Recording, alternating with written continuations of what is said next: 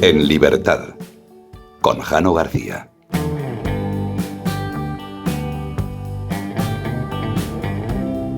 Cuentan las crónicas del 2 de mayo de 1808 que España se encontraba dividida y sometida al yugo de Napoleón.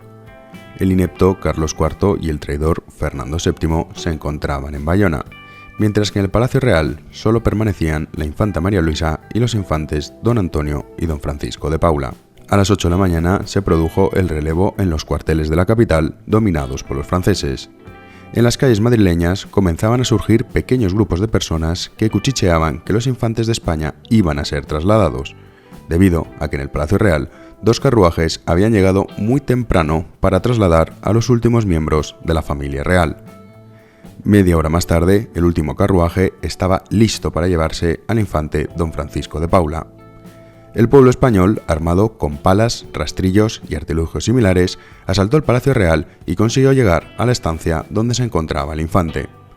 En el exterior, la gente gritaba: «¡Traición! ¡Se nos han llevado al rey! ¡Muerte a los franceses!». El infante salió al balcón para pedir calma, pero ya no había vuelta atrás. La multitud comenzó a atacar al primer gabacho que se encontraba. Los franceses, a pesar de estar mejor armados, no tuvieron más remedio que retirarse a sus cuarteles. Pronto se informó de los hechos al despiadado general Murat, que ordenó al ejército francés, el más poderoso del mundo por aquel entonces, disparar contra la población española. Los españoles fueron masacrados y la explanada del Palacio Real se llenó de cuerpos moribundos desangrándose. En cada plaza y en cada esquina de Madrid, los españoles mal armados atacaban a las tropas imperiales francesas, conscientes de que la muerte era su destino. Miles de españoles corrían hacia la muerte al grito de «por el rey y por España». Fue el inicio de la resistencia española que daría paso a una guerra que duraría 6 años, la Guerra de la Independencia, suponiendo el fin de la hegemonía de Napoleón en toda Europa y la expulsión de los invasores. Los españoles consiguieron una victoria caótica, indisciplinada, desorganizada y espontánea. Derramaron su sangre por España, pero sus nuevos gobernantes, Fernando VII, no tardarían en traicionar nuevamente al pueblo español. Comenzamos.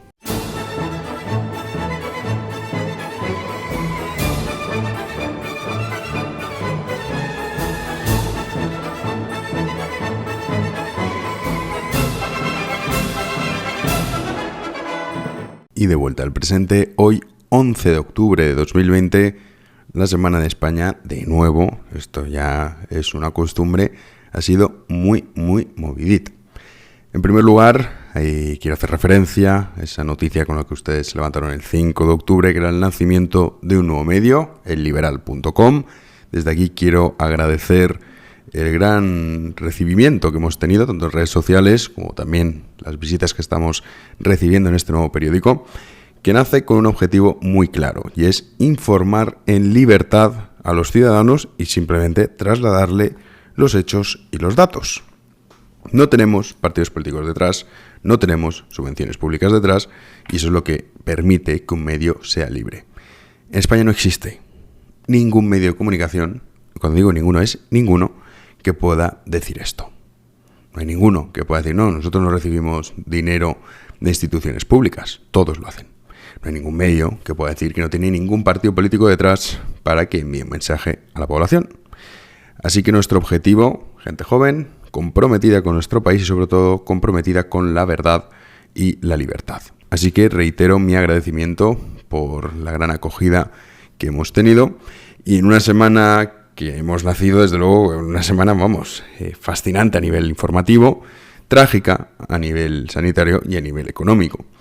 Como ustedes ya saben, la Comunidad de Madrid se encuentra ahora bajo un estado de alarma que aprobó el gobierno de Pedro Sánchez tras la decisión del Tribunal Superior de Justicia de Madrid, que decía que estas imposiciones que había hecho el gobierno con una orden ministerial, pues que evidentemente no eran legales, era de cajón. A pesar de todo, y a pesar de lo que dicen los datos, que ahora los vamos a analizar, el señor Sánchez no quiso pactar una solución con la Comunidad de Madrid y directamente decidió aplicar el estado de alarma, que de momento estará vigente por al menos 2 semanas. Veremos a ver qué es lo que ocurre. Pero con los datos encima de la mano, y ahora vamos a hablar también de estas incidencias acumuladas, por qué este porcentaje de UCIs, por qué este número de test de positividad son los que determinan si una localidad tiene que estar confinada o no. Pues para empezar, el ministro Salvador Illa, que este hombre, sin un país serio, acabará en la cárcel, y esperemos que así sea, dijo, sin ningún tipo de tapujo, que es verdad que ellos no habían estado utilizando los datos de los últimos días para declarar el estado de alarma. De hecho, en concreto, en Madrid, capital, es decir, la ciudad de Madrid, el día 4 de octubre tenía una incidencia acumulada de 609 casos. Pero es que el día 7 ya era de 465 casos por 100.000 habitantes. Es decir, el Ministerio de Sanidad, el Gobierno, lo que dice es que si se superan los 500 contagios por cada 100.000 habitantes, entonces hay que intervenir. ¿Qué ocurre? Que en Madrid ciudad, cuando se declaró el estado de alarma, no cumplía esos criterios. Y por lo tanto, ellos utilizaron datos antiguos, que eran más malos de los que tenemos actualmente en Madrid, para declarar el estado de alarma. Ya saben, la semana pasada ya lo comentamos, cómo la incidencia estaba bajando en la Comunidad de Madrid, pero es que los datos de esta semana en la Comunidad de Madrid han vuelto a ser muy positivos. Como saben, el programa En Libertad se financia a través de las aportaciones de sus oyentes. Si desean colaborar, pueden hacerlo en www.patreon.com/Jano García. www.patreon.com/Jano García. La vida de este programa depende de ustedes. Muchísimas gracias. Por ejemplo, el número de personas, de nuevos casos de PCR diarios, ha descendido considerablemente. Y hay mucha gente que está diciendo, no, pero es que eso es porque se están haciendo menos PCRs, lo cual es falso. De hecho, la Comunidad de Madrid es la comunidad que más PCR realiza. En torno a 24.000 PCRs diarios y 169.000 semanales. Si hablamos de la incidencia acumulada, cuando uno va, y estos son los datos del Ministerio de Sanidad, que es que yo alucino, claro, la gente no los ve, entonces lo que le cuentan, pues se lo cree. Oiga, que estos datos los puede usted mismo ir a la web del Ministerio de Sanidad y comprobarlos. El 1 de octubre, la incidencia acumulada en la Comunidad de Madrid era 695 casos en los últimos 14 días, es decir, cuánta gente se había infectado por cada 100.000 habitantes las últimas 2 semanas. En Madrid, 695. Esta semana, el día 8, que es el último informe que publicaron, la incidencia en Madrid está en 563. Un descenso brutal. Pero no solo eso, cuando digo Madrid me refiero a la Comunidad de Madrid, no solo eso, sino que es que Navarra, que la incidencia acumulada de Navarra ya era de 681 el día 1 de octubre, ahora mismo es de 655. De hecho, el gobierno navarro ha pedido a los propios ciudadanos de Navarra que se autoconfinen. Dice, pero bueno, ¿pero esto qué broma es? Y algunos dicen, no, pero es que lo que pasa es lo importante son las UCIs, las hospitalizaciones, no están tan saturados los hospitales. Bueno, aquí hay varias cuestiones. En primer lugar, vayamos con las hospitalizaciones. En Madrid, en los últimos 7 días se ha pasado de 3.052 personas que estaban hospitalizadas a 2.678. Lleva descendiendo el número de hospitalizaciones en la Comunidad de Madrid los últimos 10 días.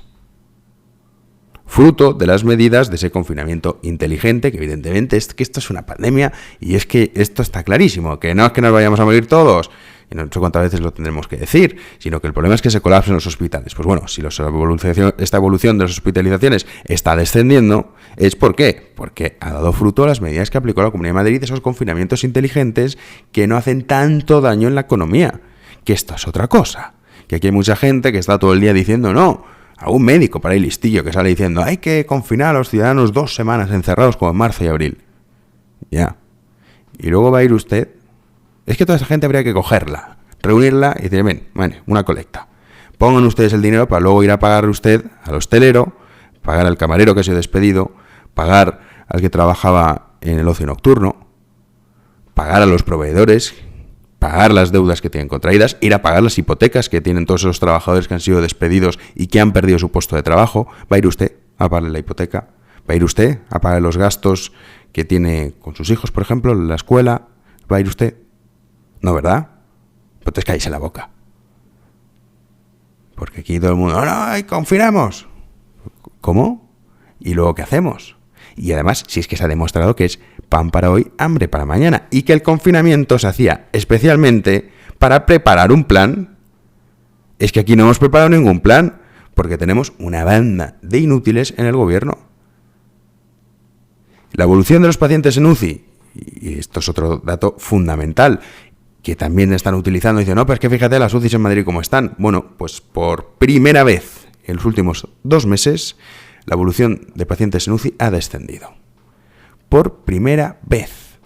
Y ya son más de 24 horas en las que no se han incluido un nuevo ingreso en la UCI. Esto no había ocurrido, ya les digo, en los últimos 2 meses. Es decir, que los datos de la Comunidad de Madrid son buenos en comparación con el desastre que teníamos, claro, porque esta es otra. ¿Quién decide cuál es la incidencia acumulada que tenemos que tomar como buena o mala? ¿Por qué 500? Cuando en muchos países es 100, incluso la OMS advierte 250, sabemos que la OMS es una banda corrupta, pero bueno, la OMS lo establece en 250, Alemania en 100, por ejemplo. En 100 contagios por cada 100.000 habitantes, en las últimas 2 semanas para tomar medidas. ¿Quién ha establecido que tiene que ser el 35% de los ingresos en UCI? Porque esta es otra. Si la Comunidad de Madrid, que tuvo 1.900 camas en los meses de marzo y abril, tomásemos ese dato como baremo, no cumpliría los requisitos. ¿Y por qué el 10% de positividad? Cuando en muchos casos se recomienda, bueno, es que se recomienda, es que es como funciona esto, que en torno al 3-4% de las personas que dan positivo, ahí es cuando uno dice, bueno, pues tenemos constancia de que la pandemia está bajo control. ¿Quién establece estos criterios? ¿Con base en qué? Comité de expertos, si no existe. Simón, Illa, estos tipos que han hecho que España sea el país, no solo a nivel sanitario, sino también a nivel económico, más golpeado de toda Europa y el segundo más golpeado del mundo, solo nos gana Perú. ¿Pero esto qué es? ¿Quién decide esto? ¿Cómo es posible que se pueda encerrar a los madrileños utilizando datos antiguos? Porque ya ustedes ya lo escucharon en los anteriores podcasts. Ya le decíamos, es como nos den prisa. Y claro, han dicho, es que es muy ridículo, no podemos utilizar los datos actuales, hay que utilizar los datos anteriores porque han llegado tarde. Creyeron que cuando la incidencia acumulada en Madrid superaba los 700 casos, que era una auténtica locura, creyeron que iba a ser todavía peor. Y creyeron que las medidas del señor Escudero, que es el consejero de Sanidad, que está con Isabel Díaz Ayuso, no iban a funcionar. Creyeron que se iban a poner las cosas peor. Como han visto que no, han dicho, bueno, pues hasta aquí, vamos a actuar. Y dentro de 2 semanas, cuando salgamos del estado de alarma, se pondrán las medallitas. Y no hemos salvado a Madrid.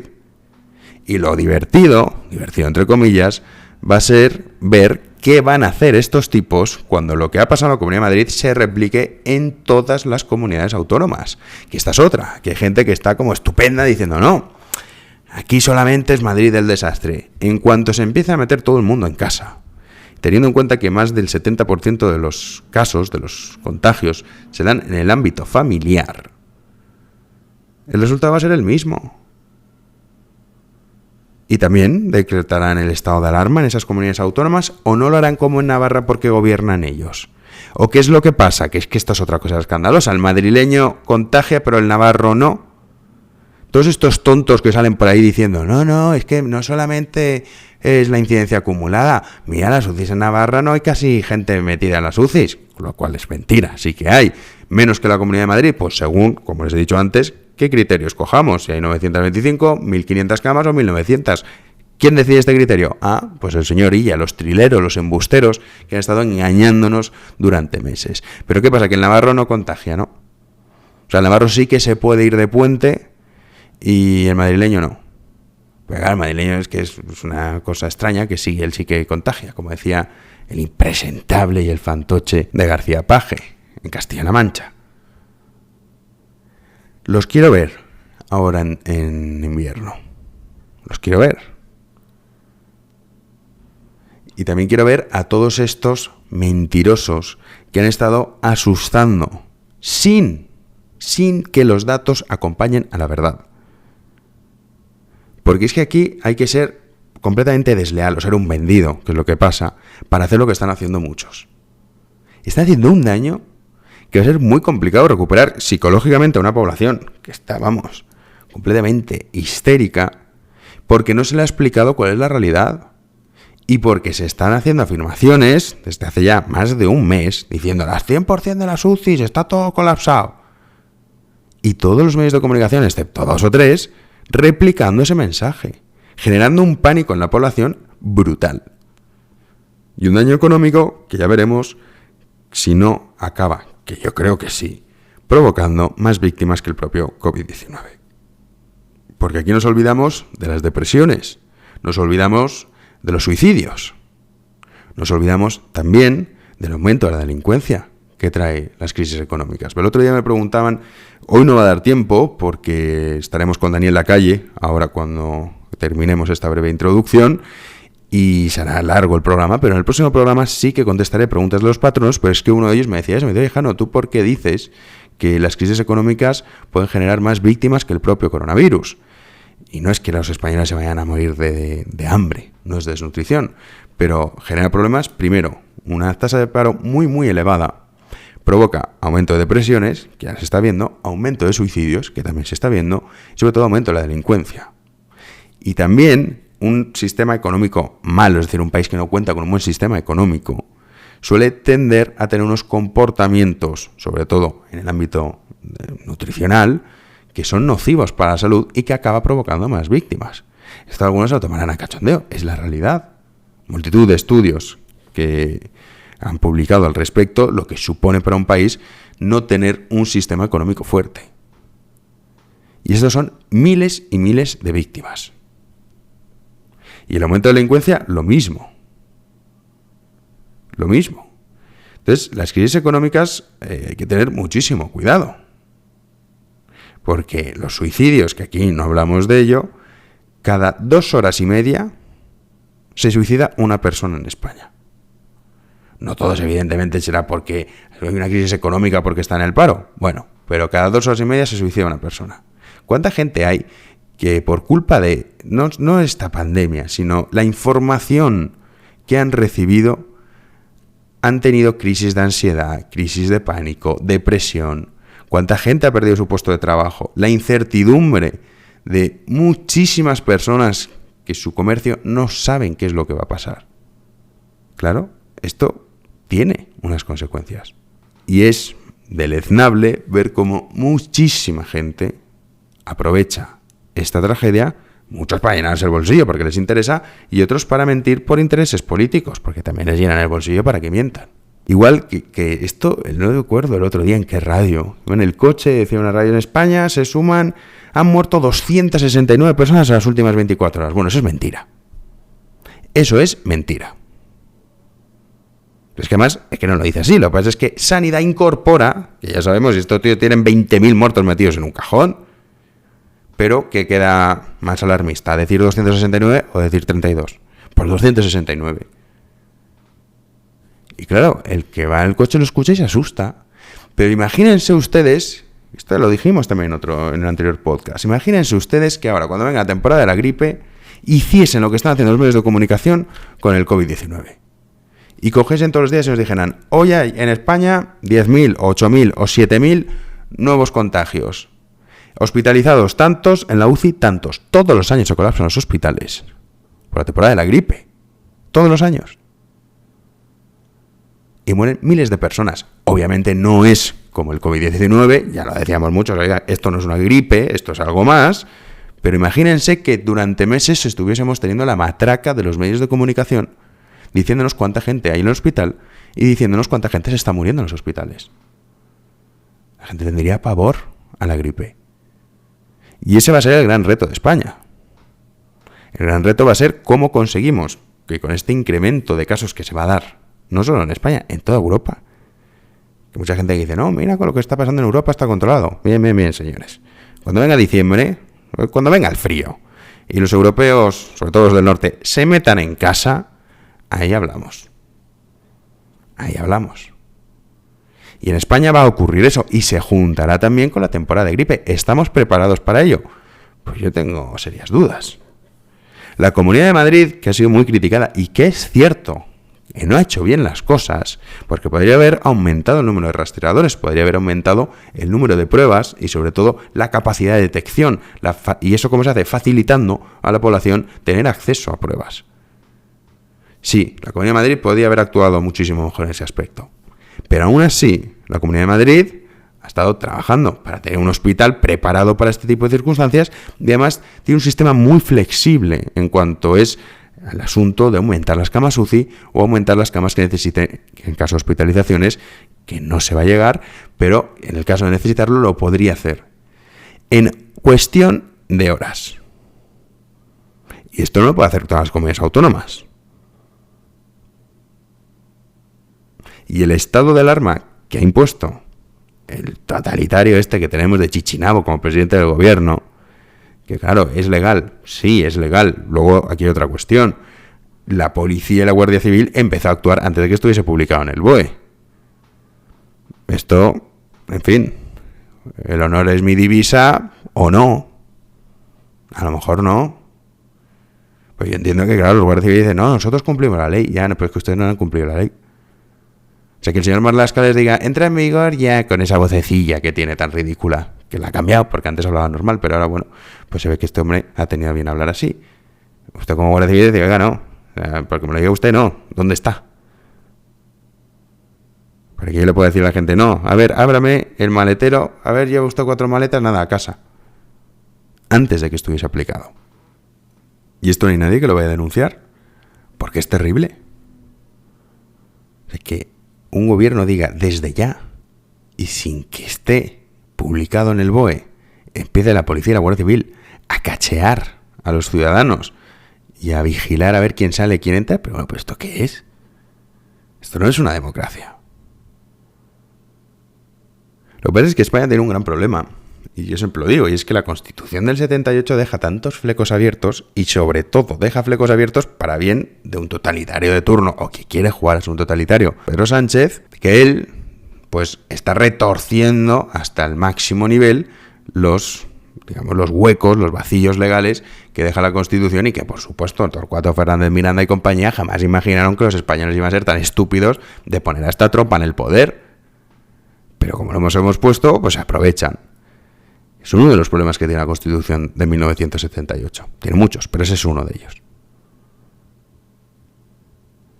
Y en Madrid, una guerra política cuyo máximo interés es destrozar la economía de Madrid, porque a ver si así la gente dice, bueno, pues votamos a la izquierda. Y ojo con Isabel Díaz Ayuso, que sigo sin comprender por qué no convoca elecciones, que la moción de censura está al caer, si es que esto es paso por paso. Y además hay otra cosa que es de verdad que yo no lo he escuchado en ningún medio de comunicación, y es el estado de alarma aumenta la movilidad dentro de la Comunidad de Madrid. Es decir, con las restricciones que había planteado antes la Comunidad de Madrid, la movilidad era menor. Ahora es mayor. O sea que para el virus es mejor. Y esto nadie dice nada. Esa banda de... Es que claro, hay tanto analfabeto en España, y hay tanto corto, y tanto demente, que esta gente pues se creen las milongas que les cuentan. Y de verdad se creen que en Madrid vamos pegando patadas por las calles, quitando cadáveres porque no podemos andar. Y de verdad se creen que porque le sacan una tía que se pone en la 1 a las 9 de la mañana, a las 11 de la mañana está en 4, a las 3 está en la sexta, haciendo la tournée, y después vamos a ver medios de comunicación. Ustedes no dicen a quién está entrevistando, y la ves y después, pues esta tía es la misma. Y encima es que es miembro de Podemos. Y les están contando que están colapsados y saturadísimos y uy, qué desastre esto. Y la gente se lo traga y se lo cree. Y lo replica. Y claro, los datos, pues no importan, porque las emociones pueden más. Y que aumente la movilidad en Madrid con esta alarma, eso es secundario. Ya veremos dentro de 2 semanas cómo está Madrid. Porque los datos de ahora son los datos que reflejan las medidas que tomó la Comunidad de Madrid hace 2 semanas. ¿Y por qué 2 semanas? Porque es el periodo de incubación que tiene el virus. Es que es muy sencillo esto. Pero veremos qué hace el gobierno, veremos qué pasa con los datos de la Comunidad de Madrid, porque ahora, como empeoren, claro, es que esto ahora es un juego que es bastante sucio. En fin, veremos a ver qué ocurre, pero otra noticia que también ha sido, desde luego, muy importante durante esta semana, pero que ha pasado a un segundo plano, es el plan económico que presentó el gobierno de Sánchez. Un plan económico que, bueno, pero a ver, ¿qué es lo que va a hacer? Bueno, pues lo que va a hacer es básicamente vender la nada, así. Dice que va a aumentar el gasto y que vamos a hacer 250.000 coches eléctricos. Pues estupendo, estupendo. Que cuando uno ve la conferencia dice, pues este hombre es Stalin, que está aquí presentando un plan quinquenal. ¿Cómo que vamos a hacer 250.000 coches eléctricos? ¿Quién los va a hacer? ¿Va a obligar a usted por ley a las empresas privadas? Porque la industria del automóvil en España es privada. ¿Va usted ahí a obligarles a que hagan coches eléctricos? ¿Para que los compre quién? ¿A qué precio? Si ya fuesen rentables, ya lo habrían hecho las propias empresas privadas, que no son tontas. Que dicen, bueno, si esto nos puede hacer ganar dinero, lo hacemos. Ahora, como es una ruina, nadie compra coches eléctricos, pasamos de fabricar coches eléctricos, entre otras cosas, porque son muy caros. Pues sale el tío campanudo y dice, no, para 2023, 250.000 coches eléctricos. Pues muy bien. Y decía, la digitalización. Y luego, por supuesto, todo esto va a ser la transformación ecológica. Y dicen, bueno, pero ¿y esto en qué se concreta? Ah, no, en nada, en soflamas. Y hicieron un DAFO. Hicieron un DAFO.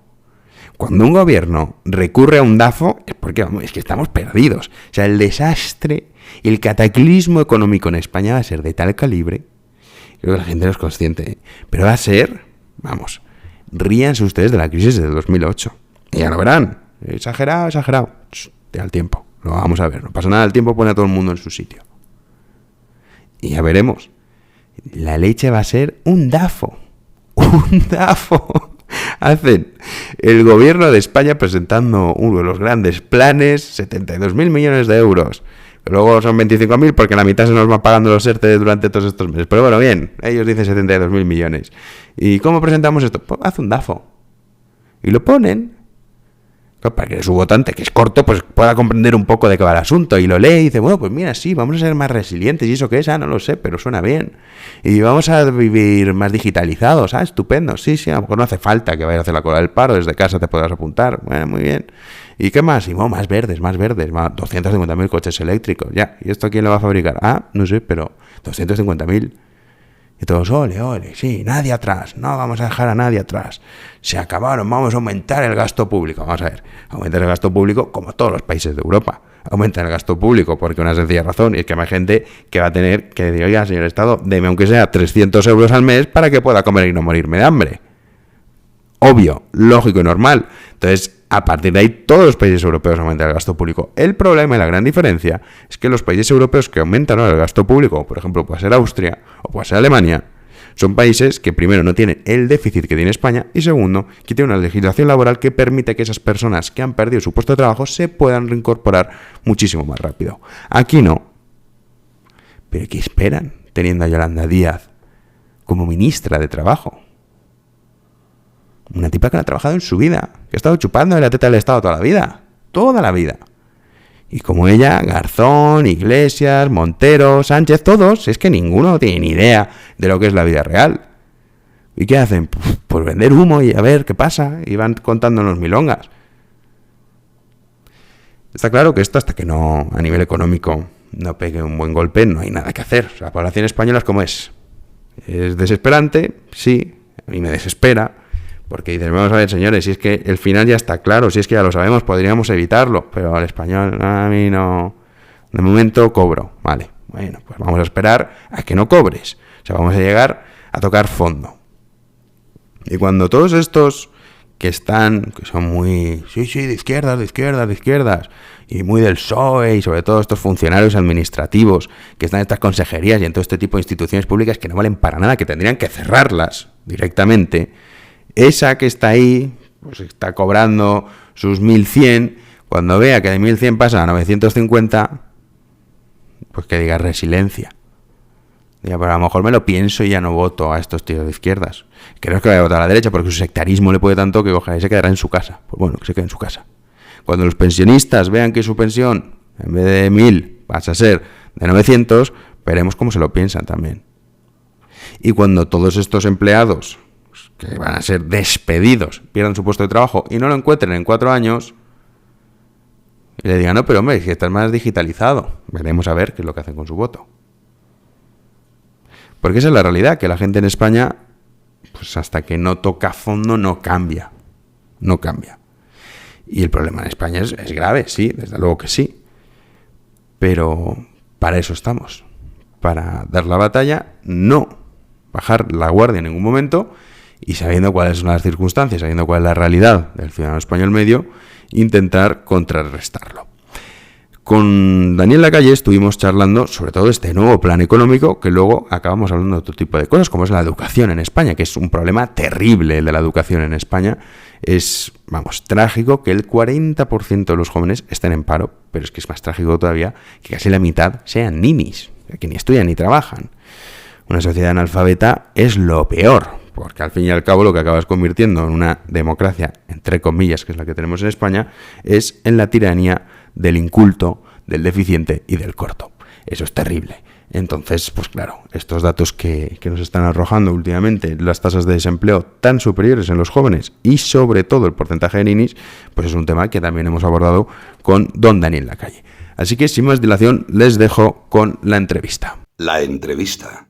Pues como les comentaba antes, hoy tenemos el honor de contar con don Daniel Lacalle. ¿Qué tal? ¿Cómo estás? ¿Cómo estás, Jano? ¿Qué tal todo? Pues muy bien, bien, pero bueno, por decirlo de alguna forma, porque desde luego que este nuevo plan que ha presentado el gobierno, que presentó el señor Pedro Sánchez, más allá de los eslóganes, sí que es cierto que esconde un fondo de intenciones, que es aumentar de forma salvaje el gasto público. ¿Qué consecuencias tiene para los ciudadanos? Que yo creo que mucha gente no es consciente lo que supone aumentar el gasto público y más cuando eres un país deficitario como es el caso de España. Hombre, claramente lo primero que cualquier ciudadano tiene que entender es lo peligroso que son estos planes y el voluntarismo de estos planes basado en la evidencia. En el año 2009, 2008, 2009, el gobierno hizo exactamente lo mismo que estamos escuchando ahora. La constante propaganda que recibimos diciendo en esta crisis no se va a hacer como en la crisis anterior, es una falacia. Se está haciendo exactamente lo mismo, aumentar brutalmente los gastos al principio, aumentar de una manera muy importante todos los desequilibrios estructurales y fiarlo todo a una recuperación basada en unas estimaciones completamente optimistas e irreales y además a un apoyo de la Unión Europea que no está para solucionar nuestros problemas estructurales, sino para ayudarnos a tomar medidas, ¿no? Entonces, el primer problema con el que debería entender la gente es que estas promesas de dinero, de regar dinero por todos los lados, luego terminan en enormes recortes. Y segundo, lo que debería entender el ciudadano es que el historial de fracaso de este tipo de planes es absolutamente enorme, ¿no? Kika, porque ahora que has comentado eso de la Unión Europea, ¿tú crees que la Unión Europea, porque hay muchos en los que yo me incluyo, que decimos, bueno, vale, este gobierno puede tener la intención de aumentar el gasto de forma exorbitada, endeudarnos constantemente, pero claro, la Unión Europea, si se supone que ha puesto unas condiciones para recibir ese fondo de rescate, que vale bien, lo llaman fondo de reconstrucción, pero al fin y al cabo es un rescate, la Unión Europea, ¿tú crees que va a permitir que esto se lleve a cabo? ¿Va a ponernos a decir, oiga, señores, esto que ustedes están haciendo no, y vamos a imponer una serie de reformas, porque es que las reformas estructurales no se están tocando en España? En un rescate, en todos los rescates, hay tres fases. La primera es tú pides ayuda y los que te prestan, como está ocurriendo ahora con la Unión Europea, te conceden un margen para llevar a cabo las medidas que tú como gobierno consideres adecuadas. ¿De acuerdo? Entonces, la primera fase del rescate siempre es denme una cantidad de un espacio fiscal enorme porque van a ver ustedes, amigos europeos, cómo crecemos mucho más, creamos mucho más empleo, etcétera, etcétera, que es el show que montó ayer Sánchez. Segunda fase del rescate es la evidencia, uno, de que ni creas el empleo que has anunciado, ni creces lo que has dicho que vas a crecer, sino que además los desequilibrios para los que te han dado un espacio fiscal no solamente no los has reducido, sino que los has aumentado. Es decir, aumenta el déficit, aumenta la deuda, etcétera. Tercera fase del rescate. Ahora es cuando la Unión Europea dice qué es lo que tienes que hacer. O sea, eso siempre ha sido así. Fue así en la crisis del 2008. Crisis del 2008, por eso vuelvo al relato, el relato de ahora se están haciendo las cosas de manera diferente, que es falso. Crisis del 2008 se hizo exactamente lo mismo. Primero, echarle la culpa a un enemigo exterior. Dos, no tocar ninguno de los desequilibrios, sino además aumentarlos. Y tres, encontrarte luego con que eso fracasa y tienes que hacer lo que te dice la Unión Europea. Pero la Unión Europea nunca actúa de manera preventiva, que es la frustración que yo entiendo en algunos mensajes como el que tú me das o lo que dice mucha gente, ¿no? ¿Por qué la Unión Europea no actúa ya? Nunca lo ha hecho. No actuó de manera preventiva ni con Grecia, ni con Italia, ni con Portugal, ni con ninguno de los países. Primero te deja... Sí, que te estampes y luego ya cuando ya el desastre es mayúsculo... Estampes, porque tampoco lo hace desde un punto Hombre, de vista... ya, pero me refiero que te deja a ver qué haces, ¿no? A ver qué haces. Esto, o sea, la Unión Europea y el Banco Central Europeo, el gobierno le ha presentado unas estimaciones de crecimiento del 7,2%, que va a crear 800.000 puestos de trabajo, bla, bla, bla, bla, bla, bla. La Unión Europea, a lo mejor equivocadamente, pero con todos los países, parte de la base de que el gobierno es serio y de que las estimaciones que hace son más o menos coherentes, ¿no? Entonces, si luego las estimaciones no son coherentes, porque no lo son, y el resultado no solamente no es de mejora, sino de empeoramiento, entonces es cuando sí toma cartas en el asunto. O sea que podríamos decir que lo que vamos a vivir en España ahora a medio plazo sería pues este aumento de gasto y vamos a vivir en una realidad, digamos, ficticia, o sea, algo falso, porque claro, aquí están como poniendo parches, con los ERTE lo hemos visto también, pero que luego lo que va a vivir España va a ser una mezcla entre lo que vivió Italia y lo que vivió Grecia, digamos en 2 años aproximadamente, siendo optimistas. España tiene más mecanismos para evitar un ajuste tan absolutamente brutal como el que llevó a cabo Grecia y menos que Italia. Italia es un país que, con todos sus desequilibrios, tiene superávit primario. Disculpa, tiene superávit primario. Italia es un país que tiene una fortaleza a nivel empresarial que España no tiene. Y es un país que en el valor añadido de sus exportaciones es otra cosa. Entonces, no va a ser ni como Grecia, ni como Italia, ni como Portugal, ni como Irlanda, ni como nada. Va a ser como España. Y no será muy diferente a las condiciones que la Unión Europea transmitió al gobierno de Mariano Rajoy en el año 2011. Pero, Dani, por ejemplo, en el 2011, cuando aquí nos decían austericidio, austericidio, más bien nada. Por eso sí hicieron... Sí, no, eso es muy importante también y ahí tienes ahí estás tú diciendo algo muy importante, sobre todo entre la comunidad liberal. El que piense que la Unión Europea va a venir y va a reducir el gasto público de manera brutal y va a hacer grandísimo... No lo va a hacer. No lo va a hacer ni lo hizo, como tú bien dices. En España se le ha llamado austeridad a una moderación... Sí, una cosa... del ritmo de aumento del gasto público. No, la Unión Europea no va a venir y decirte cercene usted 200.000 millones del presupuesto. No lo va a hacer. No lo ha hecho nunca. Entonces tenemos que ser conscientes. Pero sí es verdad que va a exigir una serie de cosas que este gobierno está negando, ¿no? En cuanto a reestructuración del sistema de pensiones, en cuanto a salarios públicos, en cuanto a subvenciones, etcétera. Pero ajustes, no pensemos que va a aparecer una Unión Europea rothbardiana que diga a España reduzca 200.000 millones el gasto público. Primero, no lo iba a hacer, y segundo, porque no es el espíritu de la Unión Europea. El espíritu de la Unión Europea es más bien mantener un nivel de gasto público elevado en general. Claro, pero algunos, ya sé que es pocos, nos fijamos en Irlanda.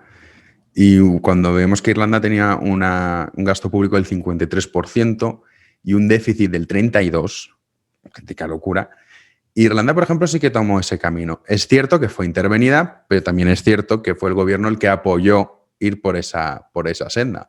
Entonces, claro, yo la pregunta que me hago es, España, el nivel de gasto público que quiere ahora aumentar el gobierno, totalmente, la Unión Europea se lo va a permitir en una situación excepcional, todos los países en realidad van a aumentar el gasto público, pero es que aquí, al contrario de lo que están haciendo otros países, que es, vale, aumento el gasto público, pero reduzco impuestos, es decir, para ayudar a los ciudadanos y a los pequeños empresarios, sobre todo, a capear este temporal, aquí no. Aquí no están subiendo el gasto público, aumentando los impuestos y no están tocando ningún tipo de esos problemas que comentabas, como por ejemplo el tema de las pensiones o el tema de los sueldos de públicos y demás, que no hay dinero para pagarlos. Entonces, ¿tú no crees que ahí la Unión Europea sí que diría, oiga, a ver, no le voy a pedir que sí, que su gasto público pase a ser del 30% del PIB porque eso no lo va a hacer, pero sí que decirle, usted a lo mejor tiene que cambiar su sistema de pensiones sí, o si no, yo le dejo de dar dinero, porque luego también está la parte de los países que nos van a prestar. O sea, digamos, Austria, Suecia, Finlandia, también tendrán que decir Holanda, tendrán que decir algo al respecto, ¿no? Bueno, sí, entiendo el argumento, pero también tenemos que ser conscientes de lo que es la Unión Europea. El caso de Irlanda no es un caso fácil, ¿eh? Y sobre todo no es un caso fácilmente replicable, el que tú has comentado. En Irlanda, los ciudadanos en general, cualquier persona que haya viajado por Irlanda o que tenga una actividad con Irlanda, los ciudadanos en general no son proclives al nivel de estatismo y de gasto público que tiene España. Es todo lo contrario. En Irlanda se parte de la base de que el gobierno va a hacer las cosas mal y, por lo tanto, cuanto menos, mejor. En el caso de España no es así. Cualquier ciudadano de España sabe que tienen una discusión entre amigos, familiares, compañeros de trabajo y lo primero que escucha es el gobierno tiene que, ¿verdad? Entonces, no es replicable lo que pasó en Irlanda y tampoco es cierto que fuese exactamente como se ha vendido dentro de los círculos más libertarios. Irlanda sí llevó a cabo una reducción de gasto, pero primero lo que fortaleció fue el crecimiento. O sea, en realidad la reducción de gasto no fue tan importante. No hizo grandes cambios. Claro, la respuesta, como tú estás infiriendo, es que no tenía grandes desequilibrios estructurales y administrativos que reducir. Y es verdad. No, tú vas a Irlanda y no tienes la hecatombe y el nivel de exceso de peso administrativo, que es muy, muy fuerte aquí, ¿no? Pero, claro, vuelvo a lo que decía antes, son los gobiernos los que tienen que proponer. En Irlanda se les propuso, se les dijo, ustedes suban los impuestos y bajen los gastos. Claro, el gobierno dijo, yo subo los impuestos y bajo los gastos y este país se va a la quiebra en 2 años. ¿Por qué? Porque si subo los impuestos en un país tan dinámico y con una importancia tan capital de atracción de inversión como es Irlanda, pues entonces no solamente tiene un efecto negativo, es que tiene un efecto de expulsión de inversión, ¿de acuerdo?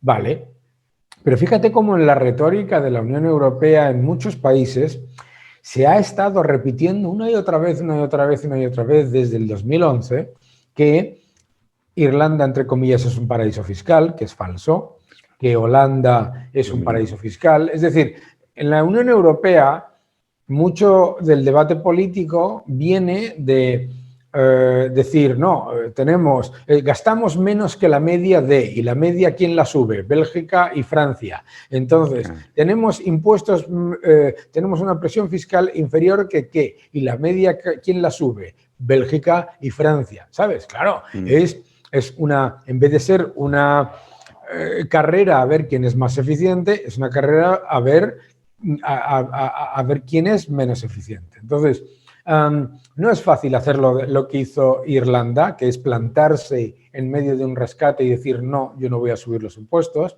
pero también demuestra que la Unión Europea es extremadamente flexible y que ante un cambio de gobierno o si viniese alguien con una agenda reformista seria que fortaleciese el crecimiento, etcétera, el nivel de flexibilidad sería bastante amplio, como lo fue en su momento. Pero el que esté esperando que venga la Unión Europea o ese concepto equivocado y falso de los hombres de negro y venga aquí y convierta a España en un paraíso liberal, tiene un problema con la evidencia del propio modelo de la Unión Europea.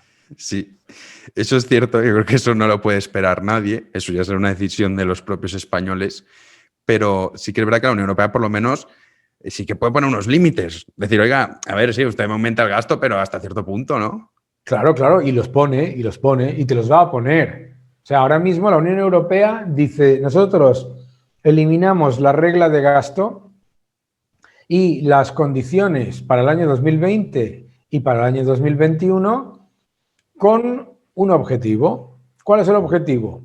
Que las economías se fortalezcan con ese impulso fiscal y que se crezca más y se cree más empleo. Es una apuesta complicada porque está dando un espacio fiscal que es extremadamente probable que en las principales economías de la Unión Europea se utilice para zombificar y perpetuar los desequilibrios estructurales. ¿Vale? Una apuesta complicada. Sí, yo creo que va a fracasar porque, por ejemplo, yo pienso en España, pienso en Francia, sobre todo que Francia se habla muy poquito, pero es que creo que Francia es como el ejemplo perfecto de todo esto que tú estás comentando. Ajá. Y yo creo que esos países no van a hacer, por lo menos con los gobiernos que tienen, no van a hacer ese tipo de reformas estructurales, al contrario. O sea, es lo que tú dices, van a zombificar esos problemas que tienen, pero claro, es que esto antes o después acabará estallando. Entonces uno se pregunta, ¿en España sí o sí? O sea, es que es cuestión de tiempo. Vale, a lo mejor no es dentro de 6 meses, pero antes o después va a haber recortes en las pensiones, recortes en los funcionarios. El que cualquier persona que sea tan ingenuo y a la vez irresponsable de pensar que con este enorme aumento de desequilibrios detrás no vienen enormes recortes, pues tiene un grave problema. Eso es verdad, ahí tienes tú toda la razón. Porque la Unión Europea es un proyecto diseñado para los buenos tiempos. Es un proyecto que no tiene mecanismos para enfrentarse a los tiempos difíciles porque son muchos países, todos con objetivos, o casi todos, con objetivos económicos en los que hay un elemento que es o intocable o sacrosanto, que es el gasto público como concepto. El que sea. Pero esto es otra cosa que a mí siempre me ha parecido alucinante. El gasto público es solo el 30 y tantos % del Producto Interior Bruto. Primero, como si fuera poco, pero segundo, ¿y qué gasto? ¿Sabes? Porque claro, tú imagínate una empresa o una familia, el que quiera, que diga, no, es que yo gasto menos, una empresa y dice, no, es que yo gasto menos que Telefónica. Bueno, pero habrá que ver si tienes los beneficios de Telefónica. Exacto. ¿Sabes lo que te quiero decir? ¿No? Sí, sí. Es que yo gasto menos que... ¿no? En mi primer libro yo decía, el hecho de que yo tenga menos deuda y menos desequilibrios que Donald Trump no significa, uno, que deba tener los de Donald Trump, dos, que pueda, ¿no? Entonces, ese problema de una concepción de la Unión Europea que solamente tiene una opción con el tema del gasto público, luego termina con la evidencia de que países, como tú decías, Francia, un país que no ha tenido un presupuesto equilibrado desde finales de los años 70, una locura. Un país que, habiendo subido los impuestos para pagar las pensiones, las ha reducido 5 veces desde que subió los impuestos.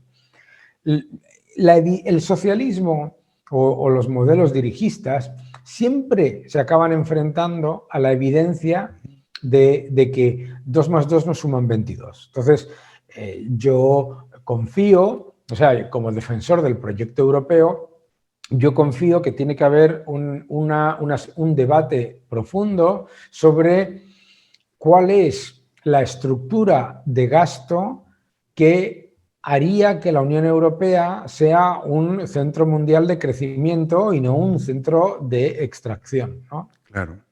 Sí, porque es que esta es otra, es que la Unión Europea ya no es solo la cuestión, no es España, sino es el modelo de la Unión Europea. Yo creo que con el Brexit ya fue un golpe muy duro, pero es que ahora veremos cómo termina ese proyecto. Has dicho Estados Unidos, has nombrado Donald Trump, y esto es otra cosa que yo creo que también es muy importante y que en España nos está tocando, que es la legislación laboral. Nadie habla de ello. ¿Tú crees, y sobre todo viendo, por ejemplo, en Estados Unidos, que es de los pocos países de la OCDE que está creando empleo, sí, y hace 2 meses que está creando empleo en Estados Unidos, ¿no crees que España necesita una reforma a la legislación laboral? Porque es que hay mucha gente que no entiende o que da como un derecho tener, por ejemplo, la indemnización por despido más alta de toda Europa, pero ¿de qué te sirve que te despidan con una alta indemnización si luego no vas a encontrar empleo, no te puedes reincorporar al mercado laboral? Y sobre todo, ¿de qué te sirve tener una altísima indemnización por despido si no encuentras empleo antes? O sea, el problema de la legislación laboral en España es que es extremadamente garantista desde un punto de vista equivocado, que es el pensar que hay pleno empleo, ¿no? Exacto. Claro, pero no lo hay y tenemos la evidencia de ser el único país del mundo que ha tenido un desempleo de más del 20% en 3 ocasiones y que ha tenido una media del 17% de paro en las últimas 2 décadas, ¿vale? Entonces, el gran problema de la legislación laboral española es el siguiente. Imagínense ustedes que ustedes contratan un servicio de telefonía en el que le cuesta contratar el servicio más que ningún otro servicio. Y además le cuesta dejar el servicio, es decir, tiene una penalización por dejar el servicio mucho mayor que la de cualquier otro sitio. ¿Qué es lo que va a ocurrir? Que va a utilizar mucho menos o no utilizará ese servicio, buscará un competidor. Lo mismo está ocurriendo en el mercado laboral. O sea, una persona que decide crear un empleo, un empresario, se encuentra primero ante la evidencia de que el coste, un sueldo de 1.000 euros, te cuesta prácticamente 1.500, ¿vale? Un sueldo de 1.000 euros netos, prácticamente 1.500. Segundo, que la indemnización es más cara, es decir, la apertura del contrato, el mantenimiento del contrato y el cierre del contrato son extremadamente caros. Entonces, ¿qué es lo que pasa? Pues que el empleador, ante ese nivel de coste y de rigidez, claro que quiere contratar, pero a la hora de decidir contratar, toma menos decisiones de contratación que en otros países. Entonces, en otros países el paro es mucho más bajo, hay mucha mayor flexibilidad. Cuando una persona pierde su puesto de trabajo, yo me acuerdo en Inglaterra, cuando en medio de la crisis salió un enorme titular en el Daily Telegraph que decía el periodo medio para encontrar trabajo en Inglaterra se duplica. Y yo leo la siguiente frase del titular y dice, ha pasado de 15 días a 35. Claro, o sea, la idea de que flexibilidad es pérdida de derechos es una equivocación de tal calibre que tenemos la evidencia en España y en Grecia, que tienen los sistemas laborales más rígidos, que tienen el mayor nivel de desempleo. Lideramos las tasas. De hecho, bueno, España hemos superado a Grecia, que también es que es trágico. Hemos superado a Grecia por primera vez en los últimos 10 años en tasa de paro. Por eso la tasa de paro juvenil está rondando el 40%, que es una auténtica locura. Sí, y además es una auténtica locura. Por otro lado, la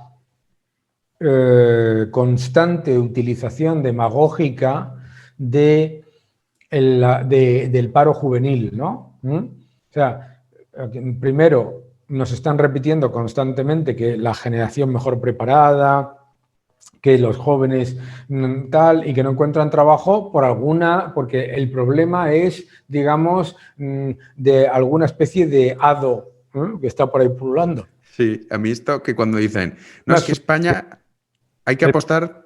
Yo he trabajado en el extranjero durante muchísimos años, más de 15 años trabajando en Estados Unidos, en el Reino Unido, y en la vida me han valorado para nada mi formación reglada en España.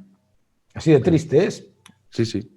Y no porque, sino porque lo que me han valorado ha sido muchas otras cosas, ¿no? Y en España la gente se le ha vendido la historia, ese concepto completamente ridículo de lo mío, ¿no? Yo es que he estudiado ingeniería nuclear y entonces hay que construir plantas nucleares. No, o sea, no, es que yo he estudiado historia y entonces, claro, me tienen que dar un puesto de trabajo como historiador. No. O sea, tú en Inglaterra, uno de mis hijos está estudiando literatura inglesa. Por supuesto que no va a trabajar en literatura inglesa. Eso es una cosa absolutamente clave en los sistemas más flexibles. La universidad es una parte, pero no es un precontrato laboral. ¿Sabes? Tú sabes que si estudias, yo tenía un compañero de trabajo que estudió clásicos griegos. Obviamente no se dedicaba. No va como Sócrates por las calles filosofando, no, claro, de eso no comes. Yo, por ejemplo, no estudié historia por esa razón, porque vale, luego acabo, pero digamos las posibilidades laborales son pocas. Está dentro de la falacia, ¿no? Yo me acuerdo en un debate de televisión que me decían, claro, es que esta persona estudió esta carrera y ahora no encuentra trabajo. Le digo, un momento, por favor. ¿Cuál era la tasa de empleabilidad de esa carrera cuando esa persona empezó a estudiarla? Que es antes de la crisis y antes de tal y igual. Por favor. Que ya era muy baja. Entonces, usted no puede exigir que la tasa de empleabilidad de un título se duplique en medio de una crisis cuando ya sabía que estaba estudiando una carrera que lo que nosotros le llamamos salidas, ¿no? Exacto, sí. Tiene una tasa de empleabilidad muy baja. Y eso no significa que no lo estudies. Lo que significa es que un título universitario no es una garantía de trabajo, nunca lo ha sido, pero en ningún sitio, en ningún sitio. Sí, pero aquí también se utiliza totalmente, porque es eso, la gente se cree que un título universitario ya es, bueno, soy el no va más. Ya tengo un título universitario y tienen que ir detrás de mí a contratarme y tener sueldos magníficos, pero hay otro concepto que también se utiliza mucho, que a mí yo me parto de risa cuando lo escucho. Pues dicen, no, el problema de España es que nuestro modelo productivo hay que cambiarlo, porque somos un país de camareros. Ya. Bueno, el PIB no lo han mirado, porque si no, no dirían esa estupidez, porque no es cierto, ¿no? No somos un país en absoluto de camareros. Evidentemente el turismo tiene un peso importante, pero como tiene en muchísimas economías desarrolladas. Pero esto también se utiliza mucho para hacer esa demagogia, es decir, vamos a industrializar el país. Pues ya me dirá usted cómo. No, y sobre todo, ¿no? Reindustrializar el país. Si tú quieres reindustrializar el país, pero montar una fábrica en este país te cuesta 5 años para conseguir un permiso. Claro, es que la idea esta de que van a aparecer las industrias así y va a llegar y de repente todo el mundo va a ser ingeniero industrial, son veleidades de eso. Pero lo del modelo productivo. Primero, lo del modelo productivo es en parte de una falacia. El concepto de que es un modelo que alguien ha diseñado. No es cierto. No es cierto, ¿no? Pero Y lo de que España es un país de camareros, hace el cálculo, en España hay más funcionarios que camareros y nadie dice que es un país de funcionarios, ¿no? Eso no, eso primero porque sería una afirmación tan equivocada como la de que es un país de camareros, ¿verdad? Pero sobre todo hay una cosa que ocurre mucho, que muchas veces nos engañamos en el solitario, ¿no? Muchas veces yo lo vivo constantemente con currículums y con mis alumnos, etcétera, etcétera, que te dicen, no, es que esta persona que está tan bien preparada, digo, un momento, ¿tan bien preparada con respecto a qué? Porque cuando vas a trabajar al extranjero y tienes que competir con chinos, indios, vamos, es que aquí hay cierto nivel de xenofobia en esas afirmaciones. Porque coreanos. Los ciudadanos indios nos dan mil vueltas. Entonces, cuando te dicen, no, es que somos los mejor preparados, digo, un momento, tú no eres el mejor preparado. No solamente no eres el mejor preparado, sino que no eres el mejor preparado ni siquiera con respecto a la Unión Europea. Pero además de no ser el mejor preparado con respecto a la Unión Europea, en este currículum pone que eres bilingüe en inglés y es mentira. Claro, pero no es que sea mentira, ¡hala, qué exagerado! No. Es que no tienes ni idea de inglés. Exacto. Y es muy importante porque es que mucha gente en este país piensa que habla inglés y levanta un teléfono y le coge el teléfono a un señor de Sheffield y no entiende nada. Efectivamente. Pero no te digo que le cueste una palabra, no entiende nada, ¿no? Nada. Y esa, la culpa la tiene primero la titulitis, ¿no? La idea de que un título es la demostración de tu valía, de tu valor en el mercado, no de tu valía, que puede ser una demostración de tu valía como estudiante, pero no de tu valor en el mercado. Y segundo, que nos engañamos de una manera brutal. Yo no puedo entender cómo un país en el que todo el mundo se autodenomina bilingüe, no entiende una sola película, una sola serie sin doblaje. Yo mira, ahora que has dicho eso, cuando yo estuve trabajando en Londres y cuando estuve viviendo allí, y esto es real, yo tenía una compañera española que había estudiado filología inglesa. Sí. Y justamente le pasaba lo que tú estabas diciendo. Cuando llamaban por teléfono lo cogía y no entendía nada y me lo tenía que pasar a mí porque no podía, era incapaz de responder. Si una persona, que tú has dicho de Sheffield, pero con este acento, o del sur de Londres, o sea, con acentos, digamos, auténticos, no entendía nada, pero nada, ni una palabra. Me da igual, como si te vas a ver a Ian McKellen en una obra de Shakespeare. No se enteran de nada y se autodenominan bilingües. Son centenares de currículums anuales que recibimos de gente que dice nivel alto o bilingüe en inglés y que no habla inglés. Y entonces, eso en sí mismo no es todo el problema, es parte del problema. Sí. Mira, cuando yo fui con uno de mis hijos a una de las universidades a las que estaba aplicando en Londres, el señor de admisiones nos dijo una cosa que para mí fue acojonante. Me dijo, los estudiantes españoles, nosotros tenemos un problema con los estudiantes españoles. Y digo, bueno, ¿cuál es? Y me dice, mira, los estudiantes españoles son extremadamente buenos para hacer lo que les digas que hagan, pero son absolutamente problemáticos a la hora de crear, analizar, tener una visión crítica, bla, bla, bla, bla, bla, bla, bla, etc.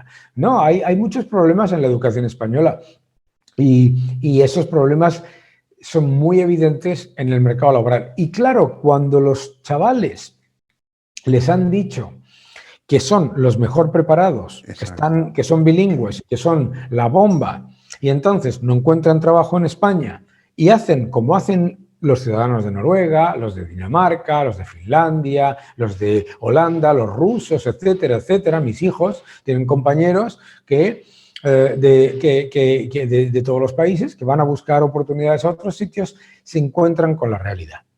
Y se encuentran con la realidad de que no es cierta ese nivel de preparación que les habían vendido. Totalmente, es que totalmente de acuerdo. De hecho, es una de las cosas que cuando uno va al extranjero se da cuenta de eso, pero yo creo que aquí también es que mandan un mensaje que es falso a la población. Claro. Y es decirle, usted se merece tener un grandísimo trabajo, usted se merece vivir en una gran casa, tener un gran coche, tener una vida estupenda porque ha estudiado una carrera. Oiga, pues no. Claro. O sea, si es que no es verdad eso. Y además la competencia, que es lo que tú muy bien recalcabas, ya no es Europa, es el mundo. Y aún así yo creo que el ciudadano español se cree que el mundo es España. Y dice, no, pues yo no hago esto. Bueno, pues si no lo haces tú, da igual, no te preocupes. Somos 8.000 millones de habitantes en el mundo, ¿eh? O sea, no necesitamos que los 40 millones o 47 millones de españoles, digamos, aporten. No, no. O sea, si tú no quieres competir, y es una competencia atroz, porque además es gente muy preparada, sobre todo de Asia en los últimos años, es verdad que es que el mensaje que se envía a la población y a la juventud, sobre todo, es que es un mensaje tan falso. Y claro, luego se frustran y luego salen pues estos salvadores de la patria y consiguen lo que consiguen. Y sobre todo un mensaje engañoso y frustrante, como tú dices, pero que luego, por ejemplo, pues los españoles, cuando salen fuera, están muy bien valorados a la hora en el mercado de trabajo. Pero claro, si tú como estudiante o como persona ya de entrada te limitas no ya a trabajar en España. No nos engañemos. El problema en España es que la inmensa mayoría se limita a trabajar a 30 kilómetros de su casa. Si no existe la movilidad que sí que existe en otras ciudades, sobre todo, bueno, Londres es el ejemplo más claro. Es raro conocer a alguien que, ¿de dónde eres? Y te dice, de Londres. Es es una cosa muy extraña. Claro, pero eso parece que como si fuese... Entonces eso te lo venden como si fuera una anomalía en vez de como si fuera lo lógico, ¿sabes? Lo lógico precisamente porque si tú eres una persona, si tú eres de la generación mejor preparada y estás extremadamente bien preparado, no vas a tener problemas de trabajo. Otra cosa es que no lo seas o ve que tú mismo te pongas el límite de que es que tienes que trabajar a un máximo de 20 minutos de la casa de tus padres para ir a comer y además tienes que quedarte en tu ciudad. Eso es otra cosa. Claro, sí. Es que eso es como decir, oiga, es que yo no me puedo comprar un coche. ¿Cómo que no te puedes comprar un coche? Claro, es que no me puedo comprar un coche porque yo exijo que el coche sea un Ferrari Testarossa con sus últimos adelantos. Entonces no te puedes comprar un coche. Sí. Es que yo creo que aquí hay muchos problemas, ya no solo económicos, sino también los mensajes que se envían a esta juventud. Y Daniel, para concluir, un pequeño pronóstico que crees que, ya sé que es muy complicado, ¿no? Porque estamos en una pandemia que depende mucho cómo se controle el tema sanitario, pero ¿cuánto tiempo o tú crees que este gobierno acabará la legislatura? Es decir, este gobierno con Pedro Sánchez a la cabeza, sí. ¿O por el contrario, crees que la realidad, el tsunami real que aparecerá antes o después se lo llevará por delante? No, yo creo que este gobierno va a aguantar todo, porque nunca se han visto en una situación mejor los socios de gobierno. Y el otro día me decía alguien muy importante en España, me decía, Podemos va a aguantar en el gobierno hasta el día antes de las elecciones. Entonces, yo creo que sí, que yo creo que van a hacer todo lo posible para aguantar la legislatura, porque además ellos ya han construido el relato. Ellos ya han construido el relato de que... Primero, de que la crisis, como tú estás ahora diciendo, pues que no tiene nada que ver con ellos, que esto le está pasando a todo el mundo y que fíjate, ¿no? Hasta familiares míos de repente te dicen, joder, es que esto le está pasando a todo el mundo. Y le digo, ¿cómo que dice que le está pasando a todo el mundo? Es verdad. ¿Sabes? Que tenemos países en nuestro entorno a menos de 1 hora y media de viaje que van a caer este año su Producto Interior Bruto un 4%, ¿sabes? Entonces, Primero eso, ¿no? Esto no tiene nada que ver con el gobierno, es la pandemia, ¿no? Sí, como que esto, claro, ¿qué iban a hacer los pobrecitos? Tenemos la pandemia y tenemos la pandemia socialista. Y luego está el de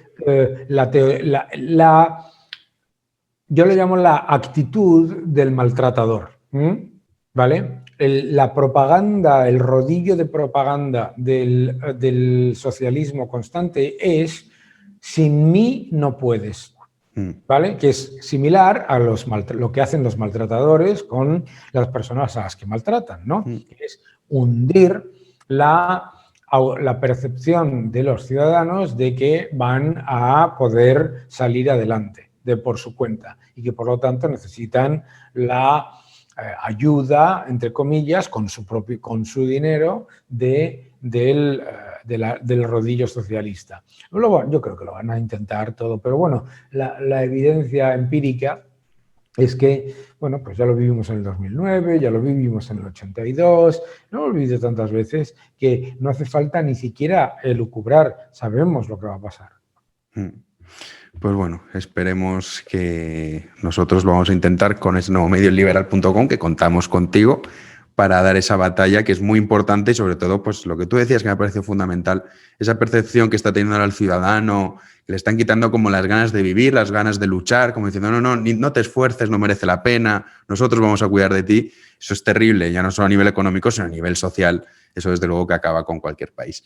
Pues muchísimas gracias, Dani. Ha sido un placer estar contigo. Muchas gracias.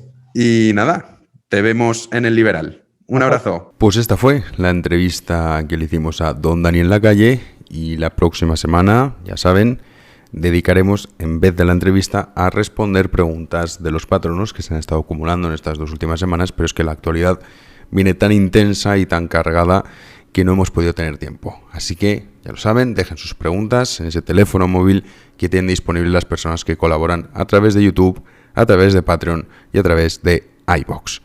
Muchísimas gracias por estar ahí. Nos vemos en una próxima entrega. Hasta luego. Si te ha gustado el vídeo de Jano, suscríbete a su canal para no perderte nuevas entregas. Gracias.